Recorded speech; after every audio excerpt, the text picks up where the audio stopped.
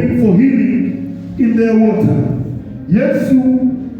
Yohana anatuelekeza katika Yerusalemu kupitia ujumbe wa Kristo Yesu ambao watu walilala wakitarajia kuponywa. Bethsaida ni mahali ambapo watu walitarajia kuponywa. Wagonjwa walilazwa, waliopoozwa walilazwa mahali pale wakitarajiwa kuponywa.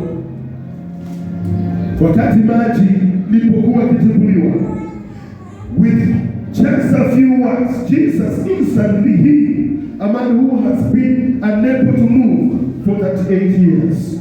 Yesu alipofika mahali pale, yule jamaa aliyekuwa amelala kwa miaka 38, yule jamaa alipata uzima na akawa mzima kwa miaka 38. Siku moja tu aliweza kuponywa na akaona utukufu wa Bwana.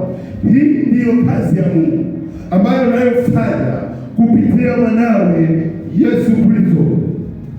All this takes place on the Sabbath, the weekly day of rest that appointed to the perfect rest that Jesus has promised.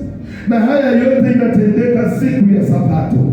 Yesu anamponya mtu siku ya Sabato kwa wiki, na ile iliyoliwekwa na muujiza ukatendeka na ahadi ambayo Baba aliyoiahidi katika siku ya Sabato.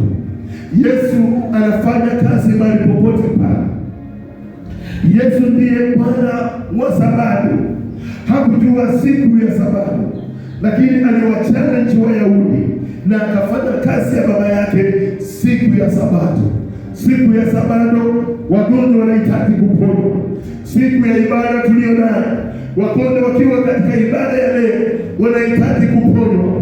Watu walio na matatizo katika siku ya Sabato, watu wanahitaji kupumzishwa mizigo zao. Wewe unahitaji kupumzika, wewe unahitaji kupumzishwa ndani ya maisha yako. Bado umekuja na mizigo ndani ya nyumba ya Bwana, umekuja na mizigo baada ya mambo maji yanatumuliwa. Unahitaji kutoka kama umeponywa, unahitaji kutoka kama umebadilika, unahitaji kutoka kama Bwana amebadilisha maisha yako. Na ndivyo ahadi ya Baba ambayo ametuahidi kwamba yeye atatupa pumziko, na hili pumziko linatoka katika utukufu wa Bwana. The Jewish leaders had Jesus working on the Sabbath. Wayahudi walimtukia Yesu alipofanya kazi siku ya Sabato, and he called God his own Father. Na wakaona kwamba Yesu alimuita Baba siku ya Sabato, na Wayahudi wakaona huyu amekashifu kazi ya Bwana, lakini Yesu alikuwa anafanya kazi ya Baba yake na alimuita Baba siku ya Sabato. But Jesus clear, he is doing his Father's work, giving life. Yesu akamwambia yeye anafanya kazi ya Baba ya kupeana uzima. Uzima tulio nao umefichwa ndani ya Mungu, na vile umefichwa ndani ya Bwana, Baba anafanya kazi ndani ya maisha yetu. Siku ya Sabato ni siku ya uponyaji wetu. Siku ya saba ni siku ya ushindi wetu, maana Bwana mwenyewe ndiye Bwana wa Sabato. Yeye ndiye anayetuelekeza katika uzima, yeye ndiye anayetuelekeza katika amani, na amani tuliyo nayo inapeana na Bwana. Tunahitaji kuponywa. Wakristo wanahitaji kuponywa siku ya Sabato. Wakristo wanahitaji kuponywa siku ya Bwana ambayo Mungu ameandaa. Wakati watu wanatarajia kwamba Mungu hawezi, Mungu anafanya kila kitu wakati wowote ili kutupa pumziko. In fact, he says that anyone who does not honor him does not honor the God, the Father. This is the real meaning of sin. Hii ndio ukweli wa dhambi. Yeye asiyemwamini Baba hawezi akamwamini Mungu. Nasema tumwamini Baba, but Father, this is the real meaning, that anyone who does not honor him does not honor the Father. Tusipomheshimu Mungu, hawezi kumheshimu hata na Yesu Kristo. Hii ndivyo Yohana anavyoambia maneno ya Yesu katika Yerusalemu. Yeye usipomwamini Baba, basi hawezi kumwamini Mwana, na kama hawezi kumwamini Mwana, hawezi kumwamini na Baba. lazima umwamini Baba kisha umwamini Mwana. Maana kazi ambayo Mwana anafanya ni kazi moja na Baba. Kwa hivyo ni vizuri kama Mkristo tumtumainie Mungu na kukaa katika sifa za utukufu wa neema ya Mungu. Kwa hivyo dhambi ni kwamba wewe umekosa kumwamini Mungu. Dhambi iliyo kubwa ni dhambi ya kumkufuru Roho wa Bwana.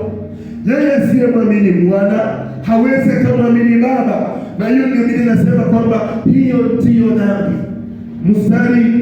Mstari wa 23 inasema kwamba yeye asiyemwamini Mwana hawezi kumwamini Baba. Kwa hivyo ni vizuri kumwamini Baba na kutembea katika njia za Mungu. Those who hear Jesus and believe are crossed over from death to life. Those who do not stay spiritual death. It all comes down to whether we listen to Jesus. Yeye asiyemwamini Mwana wa Mungu, yeye kifo kiko juu ya maisha yake. And those who stay spiritual dead, it all comes down to whether we listen to Jesus. Nasema tumwamini Mwana wa Mungu na kutembea katika njia zake. Kwa hivyo ni vizuri tumwamini Mungu na kukaa katika subira ya Bwana na kukaa katika wema wa Mungu ndani ya maisha yetu. Kwa hivyo wapendwa, ni vizuri kumwamini Mungu na ni vizuri kutembea katika njia za Bwana. Maana tunapotembea katika njia za Bwana sisi tutaponywa. Tunahitaji kuponywa ndani ya maisha yetu. Tunahitaji kumwamini Mungu na kutembea katika sheria za Bwana. Maana yeye amekuja ili tuwe na uzima, na uzima tulio nao umefichwa ndani ya Kristo Yesu. Yesu yuko kazini, anafanya kazi. Yesu anafanya kazi Yerusalemu. Na anapofanya kazi Yerusalemu, hapo katika birika la Betsaida, watu walikuwa wamelazwa pale na hawakuwa na matumaini. Kama mimi na wewe ambaye hatuna matumaini kwa Bwana, kama mimi na wewe ambaye hatuna subira kwa Mungu, kwamba Bwana atusaidie na simame pamoja na sisi. Bwana atusaidie, wale ambao hatujiwezi, wale ambao hatuna matumaini. Yesu amekuja ili tuwe na matumaini. Yesu amekuja ili tuwe na uzima. Ule uzima tulio nao umefichwa ndani ya Kristo Yesu. Hatukuwa na matumaini kwa Bwana, hatukumwamini Bwana, lakini Kristo amekuja na matumaini ili atupe matumaini na tuishi katika matumaini ya Bwana. Lazima tumtafute Bwana katika maisha yetu. Lazima tumwamini Mungu ndani ya maisha yetu. Yeye amekuja ili tuwe na uzima. Yeye amekuja ili sisi tuponywe. Yeye amekuja ili sisi tuinuliwe. Maisha yetu ya kiroho lazima yainuliwe na Bwana. Maisha yetu ya kiroho lazima yasimamishwe na Bwana. Sio sisi tunaoishi, lakini Yesu yaishi ndani yetu, na anapoishi ndani yetu, basi maisha yetu ya kiroho yanaenda katika njia zilizo nzuri. Kumbuka, huyu alilala miaka 38 katika birika la Betsaida. Hakukuwa na mtu wa kumsaidia, lakini Yesu alipofika Yerusalemu na akafika mahali pale pa Betsaida, yule mtu alipata pumziko. Tunahitaji kupumzika mbele za Bwana. Tunahitaji kupumzika ndani ya maisha yetu. Tulipompokea Kristo Yesu, maisha yetu ya kiroho lazima yabadilike. Maisha yetu ya kiroho lazima yainuliwe. Lazima tubadilike. Nilivyosema, Yohana akasema, lazima mimi nipungue, lakini yeye aweze kuongezeka. He must increase that I might decrease. Yeye ainuliwe ndani ya maisha yetu ya kiroho. Yeye ainuliwe ndani ya maisha yetu ili sisi tupungue. Yohana alipata pumziko, maana yeye alikuwa sauti ya mtu aliyekuwa akilia katika jangwa. Akasema, itengenezeni njia ya Bwana, yanyosheni mapito ya Bwana. Wanafunzi walipomwambia, angalieni mwana-kondoo wa Mungu anayechukua dhambi za ulimwengu. Angalia mwana-kondoo wa Mungu anayechukua dhambi za ulimwengu. Lakini wanafunzi wakaongea, wakasema kwamba Yesu, wakamwambia Yohana, yule mtu uliyetuonyesha anapatisa watu wengi. Yule mtu uliyetuonyesha hako na wanafunzi walio wengi. Lakini Yohana akamwambia, yeye ndiye niliyewaambia habari zake. Yeye ndiye niliyewaambia mambo yake. I must decrease that he must increase. Lazima mimi nipungue na yeye aweze kuongezeka. Mungu tunayemtumainia yeye ni Mungu wa kuongezeka. Mungu tunayemuita yeye ni Mungu wa kutuinua, anayeondoa watu chini, anayeondoa watu katika mavumbi na anaweka katika juu, anatutoa chini na kutuweka katika juu. Wewe ambaye hauna tumaini, kuna matumaini katika neno la Bwana. Wewe ambaye hauna subira, kuna matumaini katika njia ya Bwana. Leo unaweza kuwa hauna matumaini, lakini kesho atakuinua. Unaweza kuwa leo hauna fedha, lakini kesho Mungu atakuinua. Unaweza kuwa wewe umeshindwa leo, lakini kesho utainuliwa. Huyo jamaa alikaa miaka 38 katika birika la Betsaida, lakini wakati wake ulipofika Mungu aliweza kumponya. Kwa hiyo Bwana hana budi kuponya maisha yako. Bwana hana budi kuinua maisha yako. Bwana hana budi kuinua kile ulicho nacho.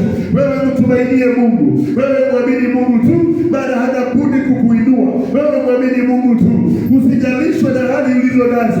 Leo uko chini, leo watu wanaweza wakakudharau, leo watu wanaweza wakakusengenya, watu wanaweza wana leo tuko chini, lakini kesho tutakuwa juu. Wacha tumwamini Mungu na tutembee katika njia za Bwana, maana hana budi kutubariki, hana budi kutuinua na kutusaidia katika maisha yetu.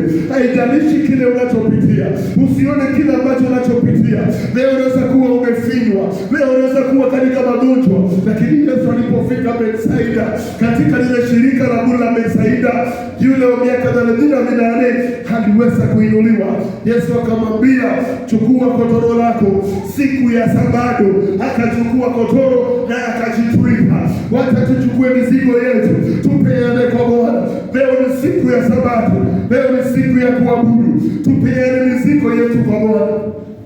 Peana magonjwa yako kwa Bwana, peana shida zako kwa Bwana, peana matatizo yako kwa Bwana, peana changamoto ulizo nazo, peana kwa Bwana, maana hana budi kukuinua. Wewe imani yako iweze kujengeka na umuone Mungu katika nchi ya walio hai.